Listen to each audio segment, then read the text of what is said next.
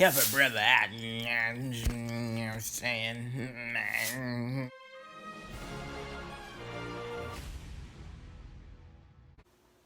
Before I start this video, can we just take a second and be happy that Randall is like alive in the future?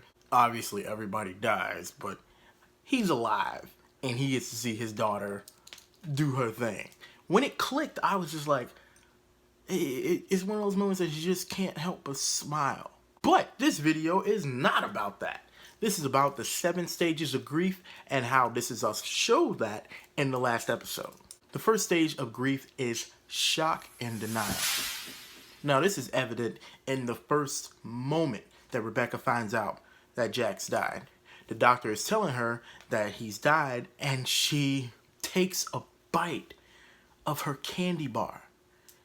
Like instinct, just like she was so hungry, famished, and she just takes a bite of her candy bar, and she doesn't even realize it, and she doesn't believe it. She's literally screaming to get this doctor away from her.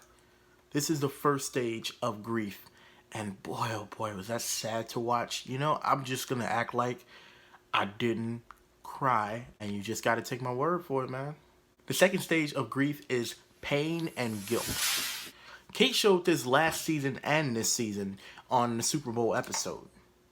Basically, every year she sits down and watches tapes of her and her dad, and she watches the Super Bowl with her dad and the urn and cries. She blames herself for him dying, basically because she told him that he had to go inside for the dog, and in that moment, still, even in all that danger, her dad did not want to disappoint Kate.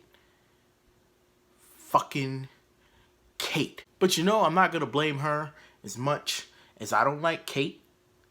Some of y'all know this. If you've seen my This Is Us Season 1 review, I don't like Kate. Stage 3 of grief is anger and bargaining. This is seen by Kevin almost throughout this entire season. Kevin has been having a tough time. This has literally been some of the darkest moments in This Is Us like ever. Like not just sad, but dark. Kevin is angry that he is not living up to who his dad would want him to be. He has really big shoes to fill and does not have the confidence to fill them. He has confidence, but not in that he can do the right thing ever. In his marriage and his career, with his family, he always feels like he's doing the wrong thing and that it is his fault all the time. And it angers him. It doesn't make him feel good. And that is one of the stages of grief. Number 4, depression, loneliness, reflection. This is exhibited by Kate her entire life, basically, up until she meets Toby. But before that, she was pretty sad. She didn't believe in herself. She thought that she deserved every bit of pain that she ever felt. She felt as if her weight was this crutch on her and that there was nothing she could do about it until she met Toby. Toby, my guy. Number 5, the upward turn. This is exhibited by literally everyone that survived Jack's death, and I'm gonna break down each and every one of them in their own way. Basically, they all start to realize in one way or another on the 20th anniversary of Jack's death. All right, I'm not gonna do that. Coming to terms with the fact that memories will always survive. Their memories will always live within their hearts and within their minds, even after materialistic things that remind them of Jack, even when those disappear. Because true memories are in here. Oh, he can deep. The materialistic thing for Kate would be her tape.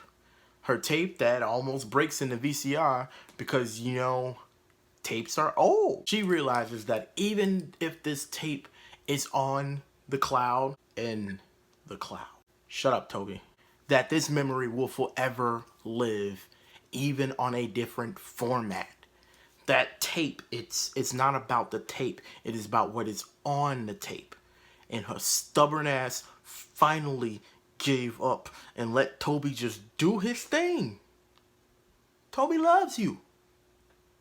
Kate, stop. Kevin, who visits the tree that his dad was buried by. And he even makes a joke that he doesn't even know if this is the tree, because it's not about the spot or the tree. It is about him acknowledging the effect that his father had on him, and that he needs to acknowledge that effect that he has on him in order to become a better man. Because right now in his life, he ain't shit. Randall, his Super Bowl party, he has it every year with a bunch of little girls that supposedly don't even understand football, but hey, I'm not a sexist. And his Super Bowl party doesn't go as planned. A lizard dies, and he has to talk to his daughter. But that Super Bowl party that is so special to him, it doesn't have to always go so well. It's okay if the Super Bowl party doesn't happen, because he loves his children, and he will forever continue the memories to pass along the love and affection and protection that his father provided for him onto his own children. And as you see that he's still alive, you see that he passed it along, and just, oh, God, that makes me wonder if the mother's alive. I don't want to think about that episode. Rebecca, the lasagna, the candy bar. Sensory details are one of the biggest things when it comes to bringing up memories. If someone dies, if you were in a room with the person you love dying and all you smelled was chitlins, when you smell chitlins, it's going to bring up a certain memory in your body. And chitlins kind of stink. There's sensory details that invoke different emotions in her. The lasagna, it invokes good memories. The candy bar, it invokes bad memories. But she realizes that it's a stupid thing. That candy bar is so stupid. And it doesn't matter. That candy bar doesn't matter. Number 6, Reconstruction and hope. Now, this one is more of a Kevin thing to me. I believe they all exhibit this. Be sure to tell me in the comments how I didn't bring up all of them on every single one of them. Do your thing, YouTube. I realized while I was editing this that actually Rebecca shows these signs as well, because she says 1 year later when she gets in the car, a song that reminded her of Jack came on the radio. And every year since then, Jack has sent her a smile, figuratively, spiritually. Something happens in her life, ironically, or by fate, that reminds her of Jack, and it's usually a positive memory. This is more evident in Kevin because his life is off the rails right now. And he made a decision in this episode to get back on track with his life because he's got some big shoes to fill, and he owes it to his father to fill those shoes. Oh, he getting deep again. Like I said, it's been a dark season for him. That drug addiction, that shit almost sadder than all of the other stuff. Because that's real. That's real. Number 7, acceptance and hope. This is one thing that I said once again is mostly a Kevin and Kate thing. Randall, I feel like his acceptance that his party doesn't have to happen was already discussed and doesn't really, it doesn't really coincide with this one. It's pretty obvious of that one. But Kevin and Kate realizes that she can have a bit of happiness on this day. That she doesn't have to beat herself up on this day every time, because she has someone who she is happy with now. Kevin, his acceptance that he has made mistakes, that he has not lived up to who his father was. That right there is the final stage of grief. And just to bring up the ending of this episode, because, I'm a fan, the girl, the foster kid, showed back up at the door. What happened? Also, like I said, I'm not ready to talk about if Randall's wife is still alive, because in that flash forward, I just don't know. I just don't know, because he's just mean with her. It's just, I couldn't see them getting a divorce. I just couldn't see it. Well, once again, let me know in the comment section what you thought about this episode, what you thought about Jack's death. Man, let's just talk about that real quick. That's death. Sadly, like when you watched the preview, you thought it was going to be him dying in the fire. He's going to get burned alive, blah, blah, blah, blah, blah. But that's how real death is. It's sudden. It comes out of nowhere. Nobody expects it, and it hurts. It really hurts. And watching Rebecca's face, like they were not going to show Jack's dead body. That reflection and her expression was, oh, that was remarkable camera work. That is, the cinematography of that was just,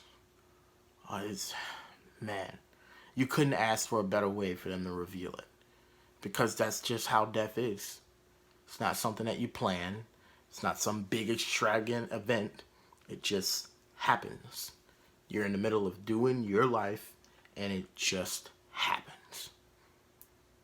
Like I said, let me know in the comment section what you thought about this, what you thought about that, and all those terrible mean things you say about me in the comment section. Be sure to like this video, share it on Facebook, subscribe to my YouTube channel, and most importantly, oh yeah, and like follow me on Twitter, because I got like a Twitter, Elon Rich ENT, also Instagram, Elon Rich, Facebook.com/Elon Rich. I'm Elon Rich, because that would be weird if I said all those and that wasn't my name.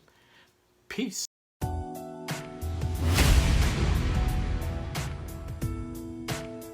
Look at you walking in here looking all pretty and angry and mean and good. I know you didn't get your hair done, so you can just sit down and just sit still. Hey, we trying to have a good time tonight. Let's go, baby.